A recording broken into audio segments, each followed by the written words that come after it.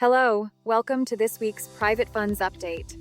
I'm Sandra from SmartEsq, and today is Thursday, April 16th, 2026. First up, the SEC has just published its latest private fund statistics report, and the numbers are staggering. Driven by Form PF filings, the data shows the industry has surged past $30 trillion in gross asset value across roughly 40,000 registered funds. Private equity and private credit are driving the bulk of this explosive growth. But the substantive takeaway is this. The SEC now possesses an unprecedented, highly granular data map of systemic leverage and fund counterparty exposure.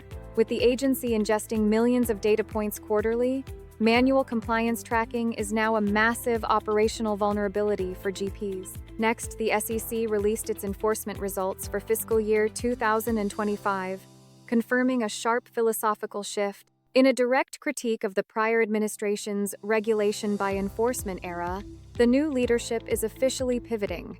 The substantive change?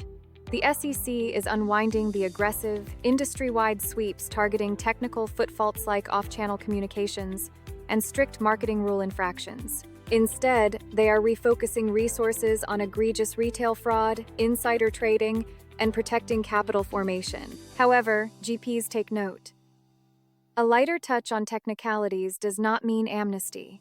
Fiduciary breaches will still draw massive penalties. Pivoting to M&A risk, the Delaware Court of Chancery just issued a major warning to private equity buyers. The court greenlit a lawsuit over the disastrous $305 million asset sale involving Hatteras funds. The substantive issue: the seller's board allegedly breached its fiduciary duties by prioritizing a quick liquidity exit for insiders over maximizing value for investors. But the real shockwave is that the court found the buyer could face liability for aiding and abetting that breach.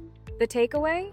If you are acquiring assets from a fund, your legal diligence must vet the seller's internal board process. If they are conflicted, you could inherit the lawsuit. Finally, a regulatory curveball for the booming collegiate sports investment sector. The White House has issued an executive order titled Urgent National Action to Save College Sports, targeting the chaotic name, image, and likenesser NIL ecosystem.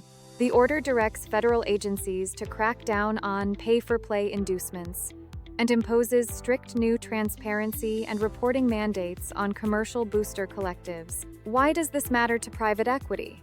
Over the last 3 years, PE has poured billions into college sports infrastructure, from media rights holders to commercial NIL collectives and athletic department revenue sharing agreements. If your fund is backing sports agencies or university multimedia rights, this order directly threatens the underlying revenue models. GPs must immediately audit their sports portfolios to assess exposure to unregulated NIL contracts and prepare for heightened federal antitrust and Department of Education scrutiny. That's your briefing for this week. You can learn more about these topics from me on the SmartEsq platform. If you are curious about the services we offer, please visit www.smartesq.ai.